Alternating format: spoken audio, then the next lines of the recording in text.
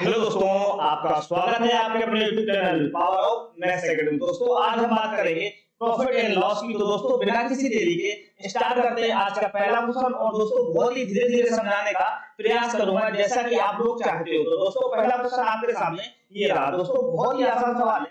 क्या कह रहा है कि 144 पेन बेचने पर राम को 6 पेनों के विक्रय मूल्य के बराबर हानि होती है।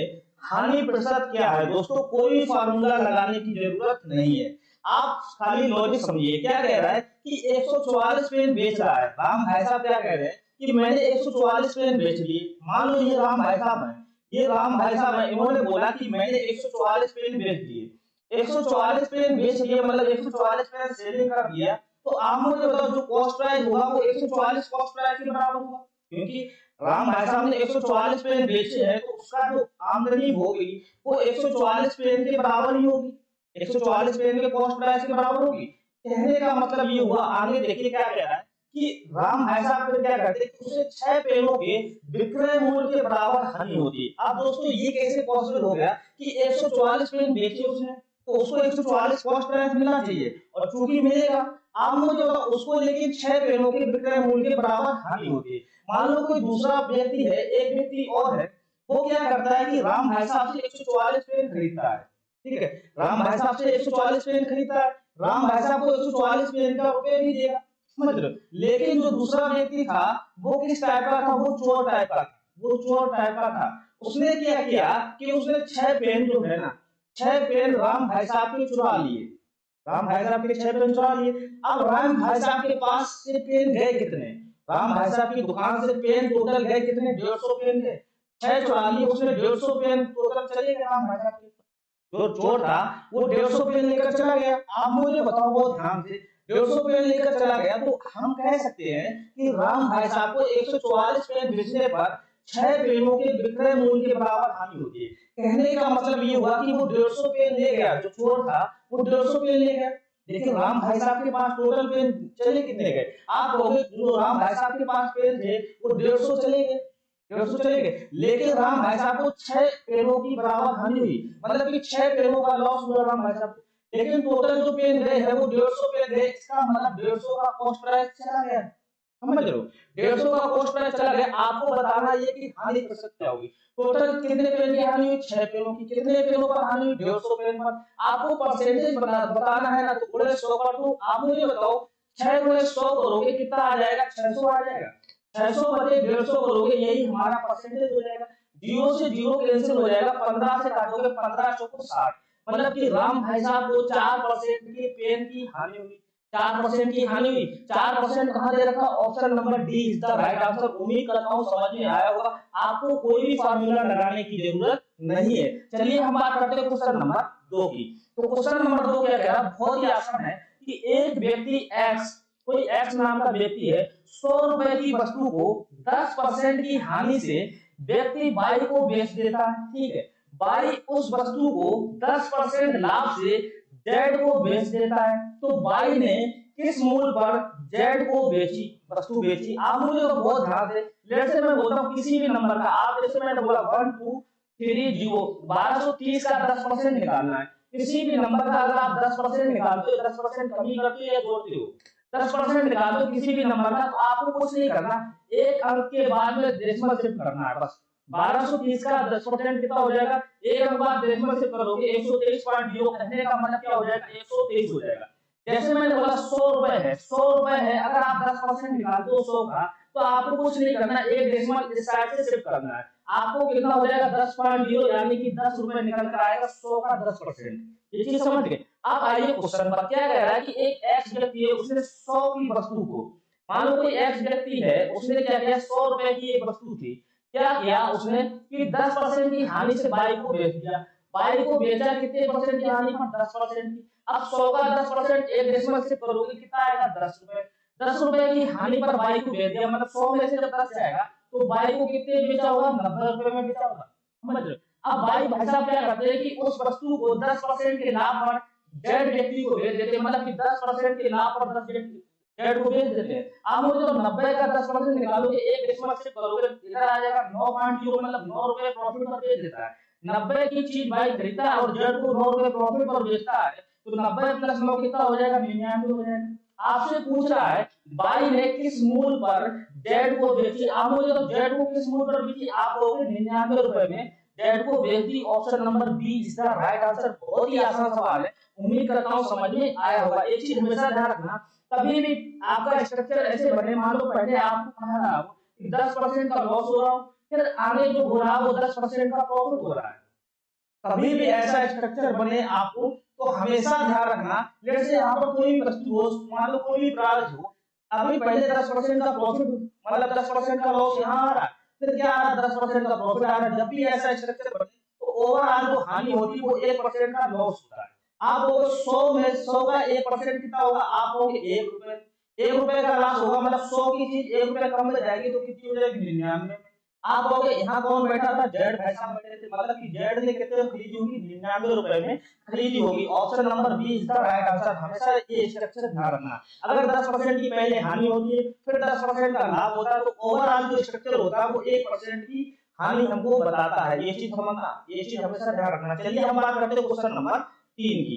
तो क्वेश्चन नंबर 3 क्या कह रहा है कि एक वस्तु का क्रय मूल्य वस्तु पर अंकित मूल्य का 64% है, खरीद पर ये देखो 12% का, 12% की छूट देने पर प्रतिशत लाभ होगा। दोस्तों बहुत ही आसान सवाल है। क्या कह रहा है? किसी वस्तु का क्रय मूल्य है ना, वस्तु पर अंकित मूल्य का 64% है। मान लो अंकित मूल्य, हम कह रहे हैं कि कोई वस्तु का अंकित मूल्य मान लो 100 रुपए, अंकित मूल्य मतलब एमआरपी जो है 100 रुपए। आप क्या कह रहा है कि जो इसका क्रय मूल्य है, जिसका कॉस्ट प्राइस है ना, इसका जो कॉस्ट प्राइस है वो क्या है? अंकित मूल्य का 64% है। आप मुझे तो किसी भी नंबर का अगर आप 64% निकालोगे, जहां पे 100 होता है वो हमेशा वही नंबर हो जाता है। मतलब कि 100 का 64% निकालोगे तो कॉस्ट प्राइस जो आएगी वो हमारी कितनी आएगी? 64 ही होगी। आप समझे? खरीद पर 12% की छूट देता है। आप मुझे तो 12% की छूट आप किसके लेते हो? आप कोई चीज खरीदने जाते हो तो अगर आपको 12% छूट मिल रही है, इसका मतलब वो छूट जो होती है वो किस पे होती है? एमआरपी पे होती है। एमआरपी पे होती है तभी तो 12% छूट मिले। अब मुझे तो 100 का 12% छूट मिला, यानी कि 12 रुपए कम कर दो।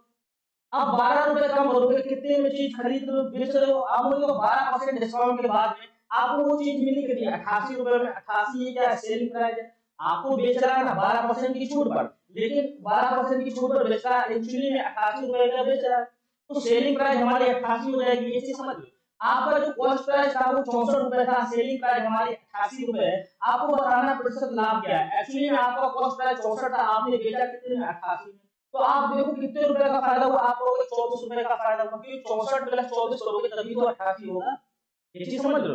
अब मुझे बताओ 24 रुपए का फायदा हुआ, कॉस्ट प्राइस में फायदा होता है, प्रॉफिट या लॉस किसमें होता है? कॉस्ट प्राइस में होता है।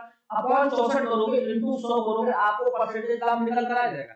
आप कहोगे 8 64 होता है, 8 या 24 होता है, 3 इनटू 100 करोगे कितना आएगा? 300 आएगा बटे 8 आएगा। आप कहोगे 8 से काटोगे, 8 या 24 हुआ, 6 हुआ 60 हुआ, 8 से 56 हुआ, मतलब 37 पॉइंट समथिंग नंबर आएगा। 37 पॉइंट समथिंग नंबर आएगा। Option number A, option number B, option number C गलत हो गए। यही खाली दे रखा है 37.5, यही ऑप्शन सही हो जाएगा। उम्मीद करता हूं समझ में आया होगा। चलिए हम बात करते हैं क्वेश्चन नंबर 4 की।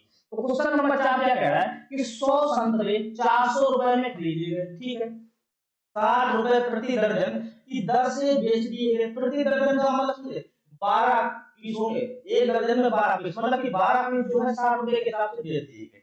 आपको बताना ये है कि प्रतिशत लाभ क्या होगा। आपको पता है कि 100 जो संतरे थे वो कितने में खरीदे गए? 400 रुपए में खरीदे गए, 400 रुपए में खरीदे गए। आपसे बोल रहा है कि 12 जो संतरे हैं, 12 संतरे मतलब प्रति दर्जन के हिसाब से 12 संतरे हैं वो 60 रुपए में बेच दिए गए।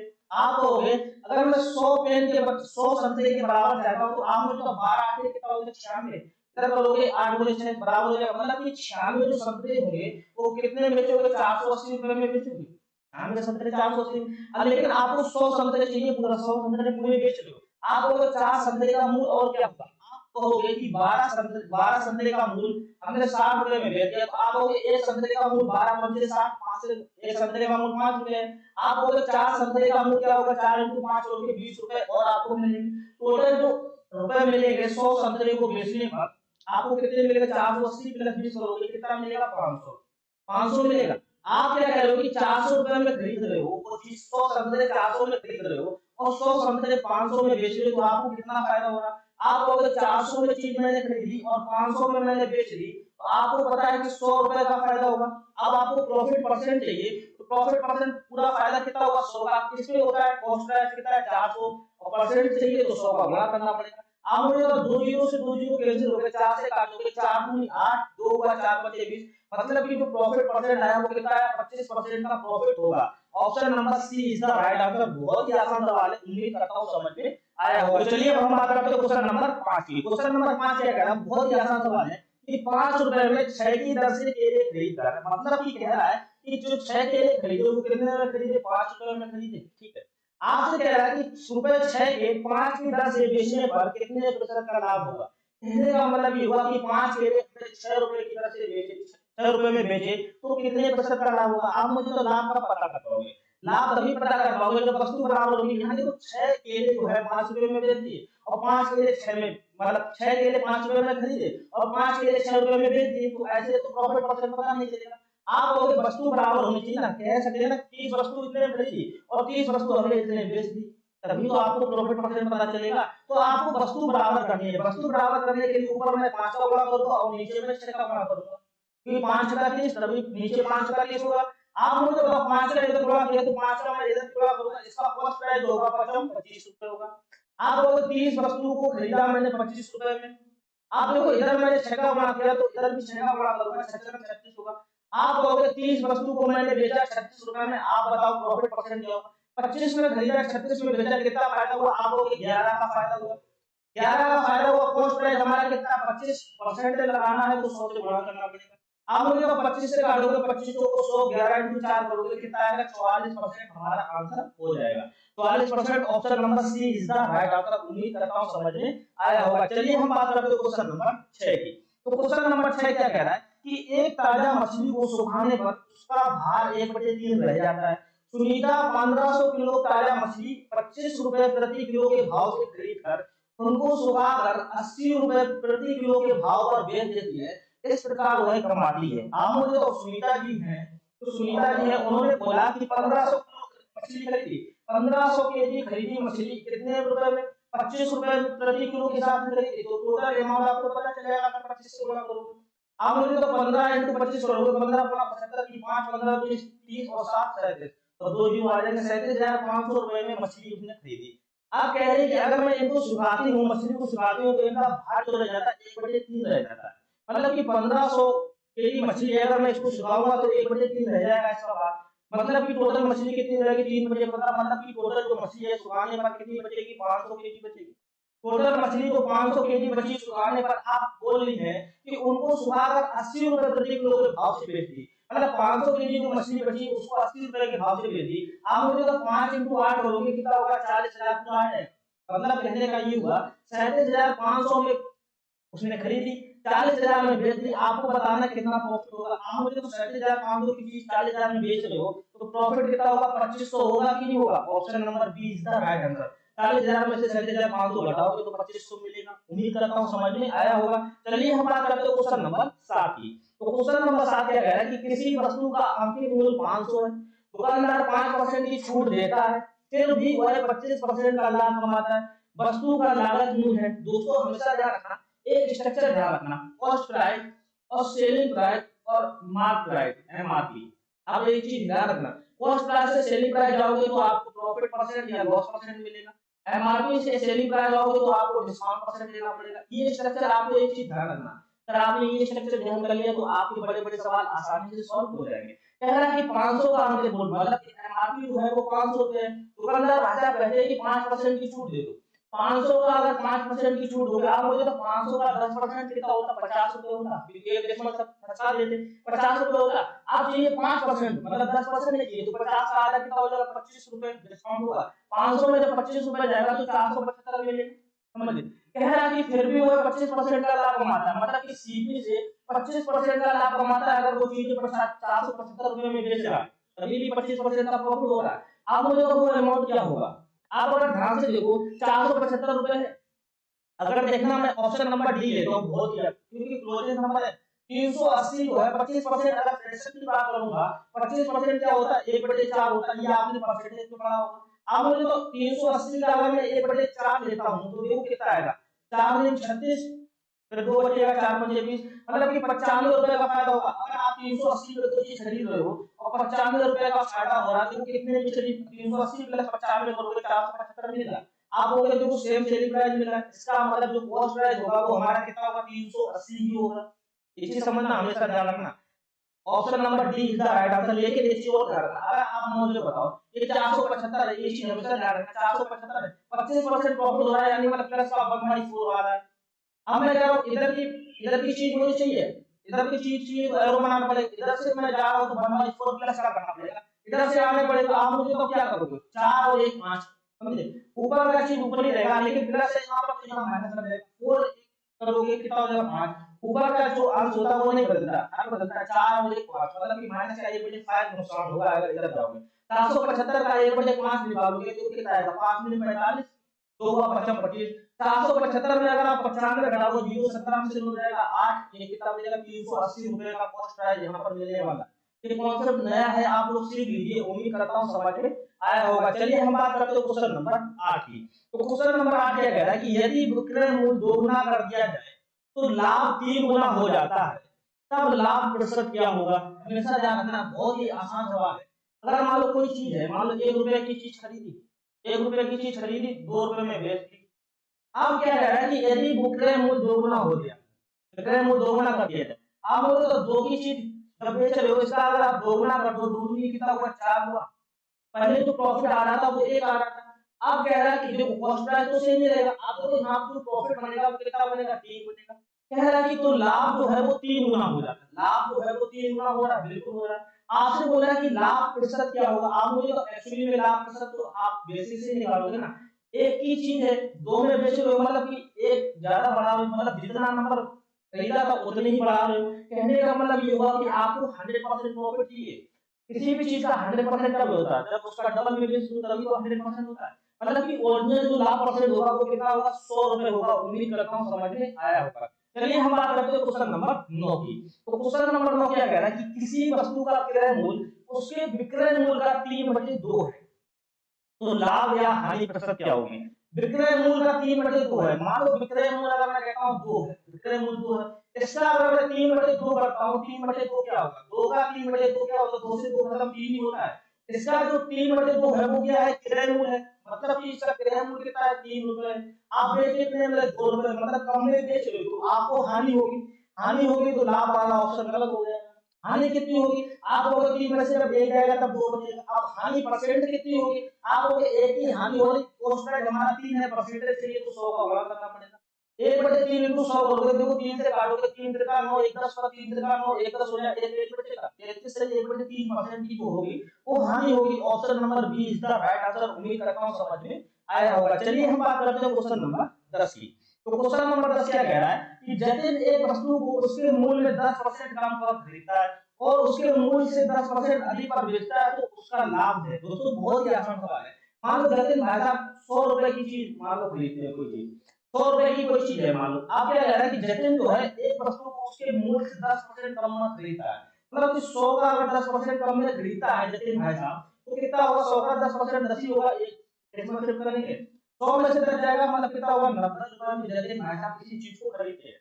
लेकिन उसके मूल्य से 10% अधिक पर बेचता है, उसका मूल्य जो ओरिजिनल मूल्य है वो कितना है 100 से 10% अधिक में बेचता है। आप मुझे तो 100 का 10% कितना होगा 10 ही, 100 की चीज 10 रुपए अधिक में बेचेगा, कितने में बेचेगा 110 रुपए में। आप बोला कि उसका लाभ क्या होगा, आप मुझे तो जतिन भाई साहब ने 90 रुपए की चीज खरीदी, एक्चुअली में उसने बेची कितने में 110 में, तो लाभ बताना है कितना होगा, 90 से 110 जाएगा तो 20 रुपए का लाभ होगा। अब आपको परसेंटेज चाहिए तो 20 का लाभ 90 पर हो रहा है, कॉस्ट प्राइस 90 इंटू 100 करोगे, आप मुझे तो 0 से 0 मतलब 2/9 इंटू 100 करोगे कितना आएगा, आप कहोगे 22 से 2/9% होता है। अगर नहीं पता तो आप कर लो ना, 200/9 आएगा, 2 इंटू 100 200/9, 9 से काटोगे 9 दूनी 18, 2 20 होगा, फिर 2 बचेगा, फिर 9 दूनी 18, फिर कितना बचेगा 2 का नीचे बचेगा, ऊपर लिखेंगे और नीचे कितना है 9। 22 से 2/9% का प्रॉफिट होगा जतिन भाई साहब को। उम्मीद करता हूं दोस्तों आज का सेशन आपको बहुत ही अच्छे से समझ में आया होगा। दोस्तों अगर ये सेशन पसंद आया हो तो please like comment and share जरूर कर देना। चलिए दोस्तों मिलते हैं फिर नेक्स्ट सेशन में, तब तक के लिए दोस्तों जय हिंद दोस्तों।